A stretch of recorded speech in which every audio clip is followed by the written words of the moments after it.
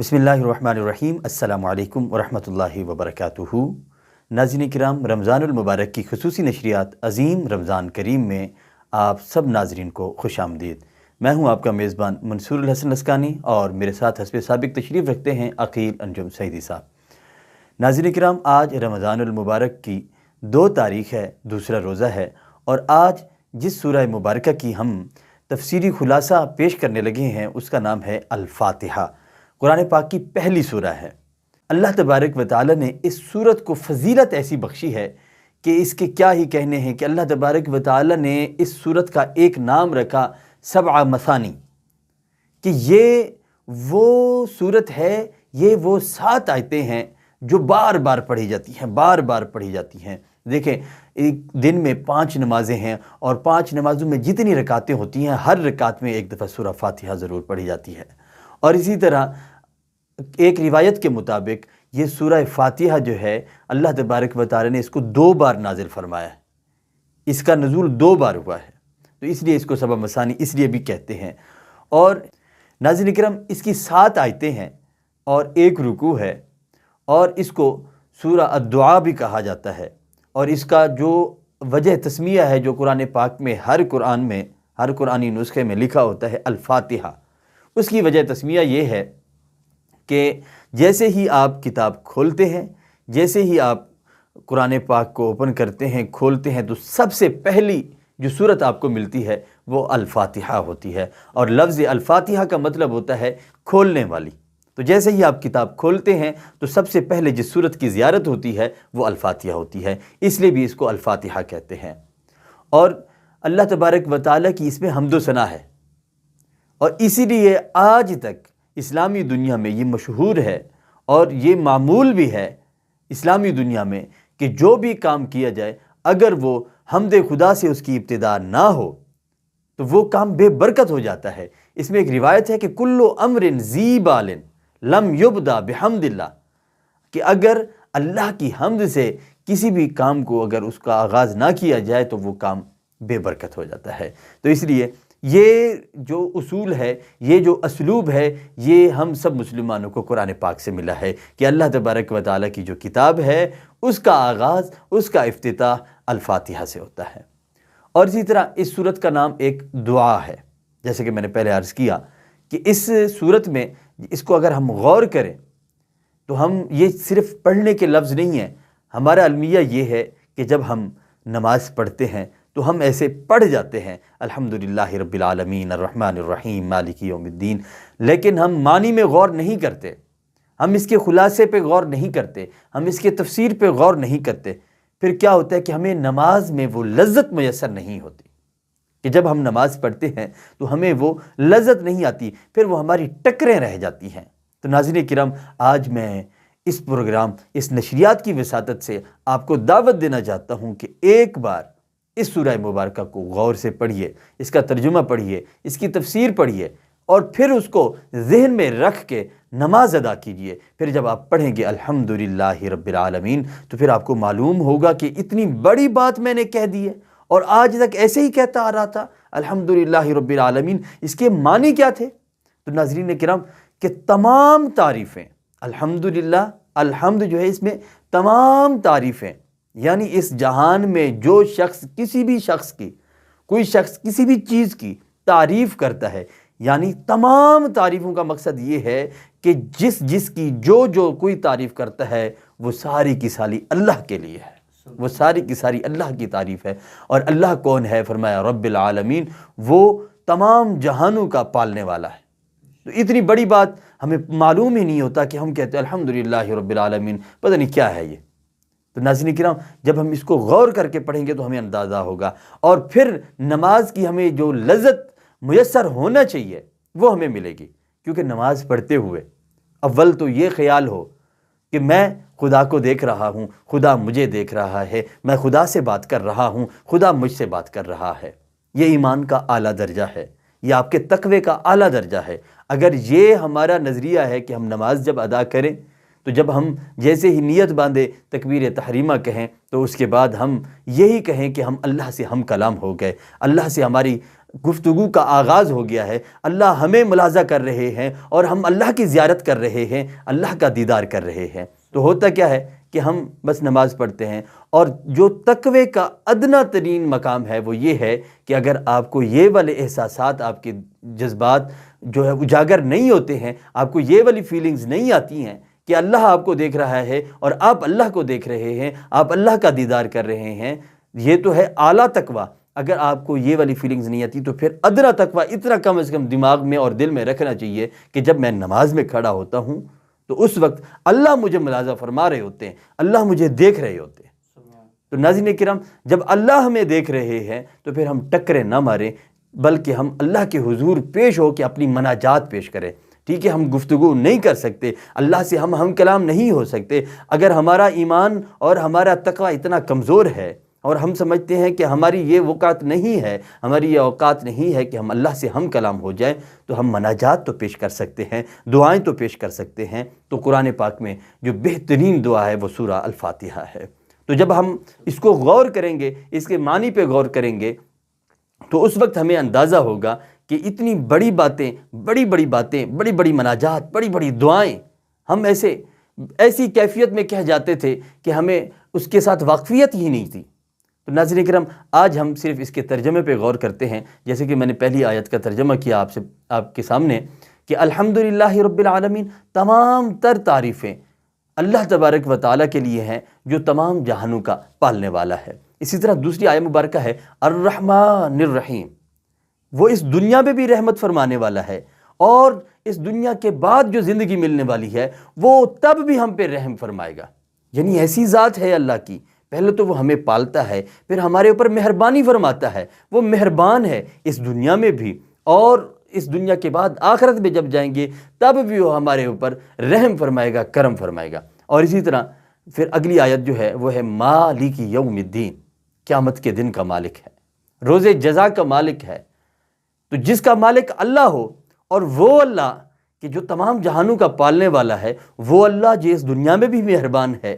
جو آخرت میں بھی ہم پہ رحم کرنے والا ہے، وہ اس دن کا مالک ہو، تو پھر ہمیں غم نہیں ہونا چاہیے۔ بس جو احکامات اللہ تبارک و تعالیٰ نے زندگی گزارنے کے ہمیں سکھائے ہیں ان کو فالو کرنا چاہیے، ان کی پیروی کرنی چاہیے، تاکہ ہماری زندگی فلاح یافتہ لوگوں کے ساتھ ہم شامل ہو جائیں۔ تو اسی طرح اگلی آیت جو ہے وہ یہ ایاک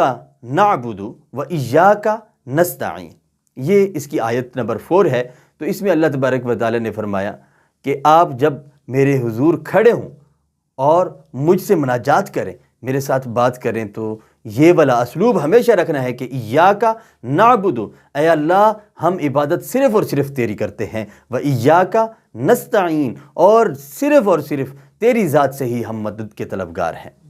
اور جب ہم یہ کر لیں تو اگلی آیت جو ہے وہ ہے اہدنا الصراط المستقیم، پھر دعاؤں کا سلسلہ شروع ہو جاتا ہے۔ پہلے تعریفوں کا سلسلہ تھا، پھر اپنی پوزیشن واضح کی کہ ایاک نعبد و ایاک نستعین، کہ میں کون ہوں، میں صرف اور صرف تیری عبادت کرنے والا ہوں اور تیری ہی ذات سے مدد طلب کرنے والا ہوں۔ جب اپنی پوزیشن واضح ہوگی، اب مانگنے کا وقت آیا ہے۔ تو جب مانگنے کا وقت آیا ہے تو پھر ہم نے کہا اہدنا الصراط المستقیم، اے اللہ ہمیں صراط مستقیم پہ چلا دے، ہمیں ایسی ہدایت عطا فرما جو صراط مستقیم والی ہے، سیدھے راستے والی ہے۔ اور آگے ہے صراط الذین انعمت علیہم، ایسے لوگوں کا راستہ جن پر تو نے انعام فرمایا ہے۔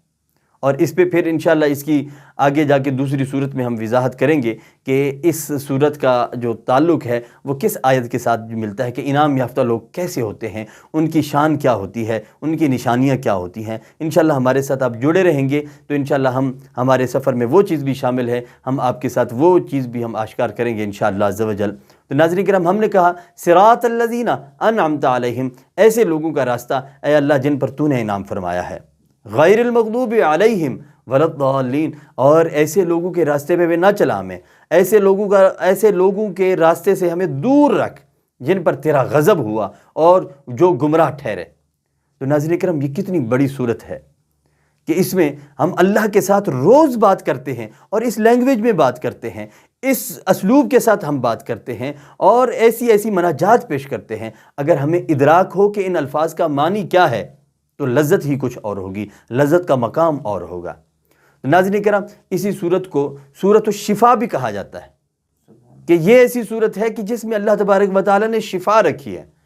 تو ناظرین کرام، اس صورت کی بہت ساری فضیلتیں ہیں، تو ہم اس کا جتنا بھی مطالعہ کریں تو وہ کم ہے، لیکن جو چیز ضروری ہے، جو چیز ہمارے ذمے ہے، وہ یہ ہے کہ ہم صرف اور صرف اس کو کم از کم اتنا کر لیں کہ سورہ الفاتحہ کو ترجمے کے ساتھ ہم یاد کر لیں، اور جب نماز پڑھیں تو اس کا ترجمہ، اس کا میسج، اس کا پیغام اپنے ذہن میں رکھیں، تاکہ ہمیں نماز جو ہے وہ لذت والی نصیب ہو جائے۔ تو ناظرین کرام، اس کے ساتھ ہی ہمارا اگلا سیگمنٹ جو ہے وہ شروع ہو جاتا ہے کہ آپ کے شرعی مسائل کا حل۔ آپ کے سوالات جو ہوتے ہیں،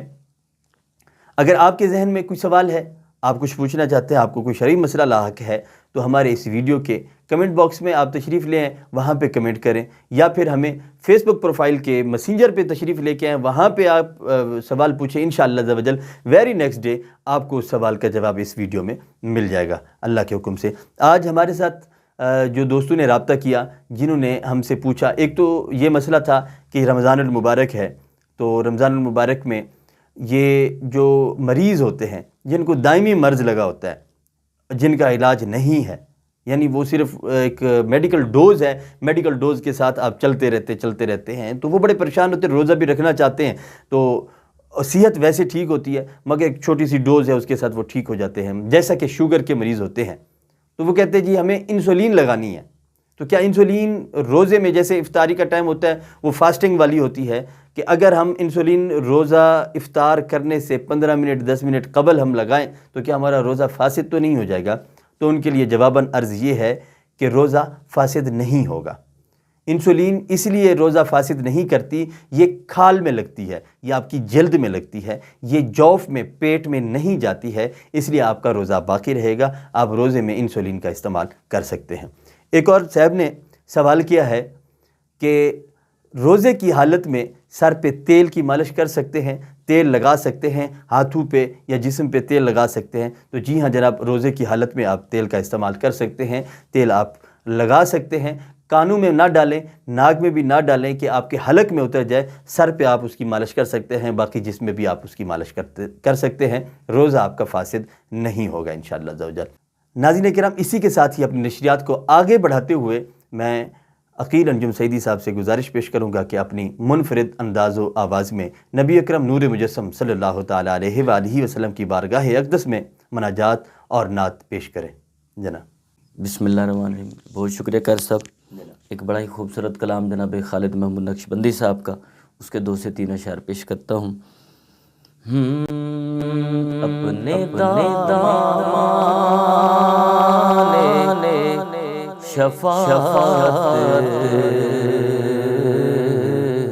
میں چھپائے رکھنا، اپنے دامان شفاعت میں چھپائے رکھنا، اپنے دامان شفاعت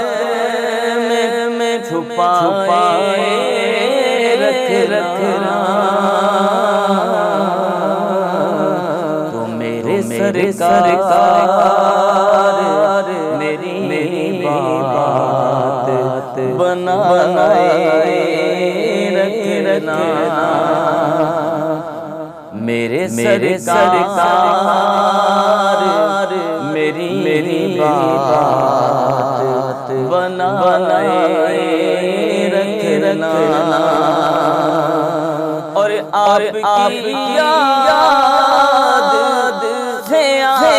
آباد ہے دل میں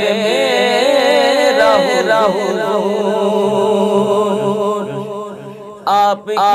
یاد سے آباد ہے دل میں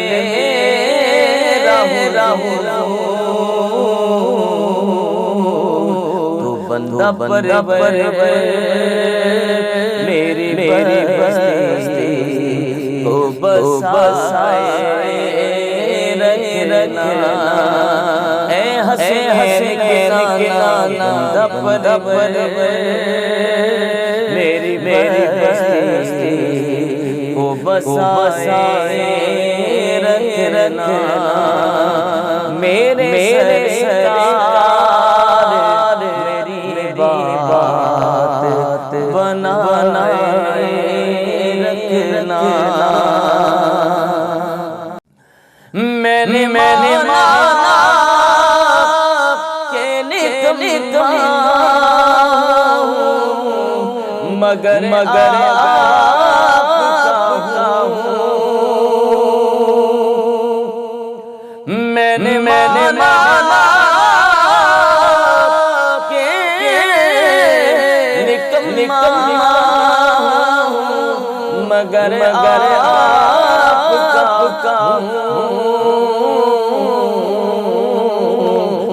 آقا اس نکمے کو ہی سرکار نبھائے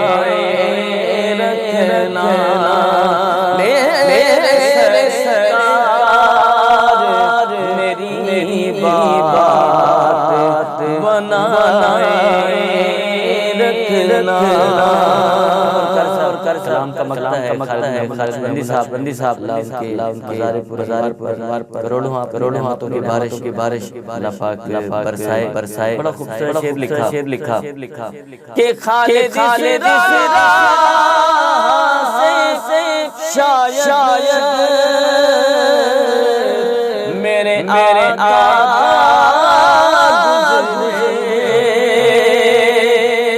خالد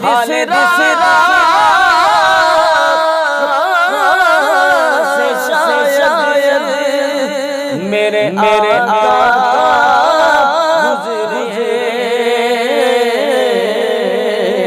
تو اپنی پل کو سرے راہ بچھائے رکھنا اپنی پل کو سرے راہ بچھائے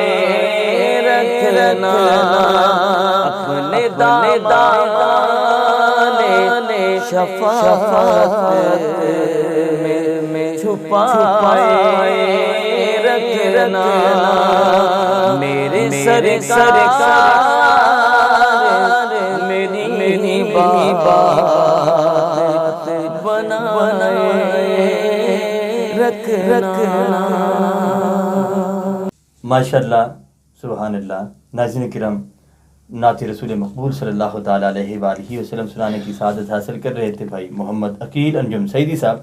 تو ناظرین کرام، اگر آپ کو ہماری یہ ویڈیو پسند آئے تو اس کو لائک کیجئے، ہمارے یوٹیوب چینل کو سبسکرائب کیجئے، ہماری فیس بک پروفائل کو فالو کیجئے، ہمیں سپورٹ کیجئے۔ انشاءاللہ عز و جل کل ایک نئی صورت کے تفسیری خلاصے کے ساتھ پھر حاضر خدمت ہوں گے۔ کل تک کے لیے اپنے میزبان منصور الحسن اسکانی اور میرے ساتھ عقیل انجم سعیدی صاحب کو اجازت دیجیے۔ اللہ نگہبان۔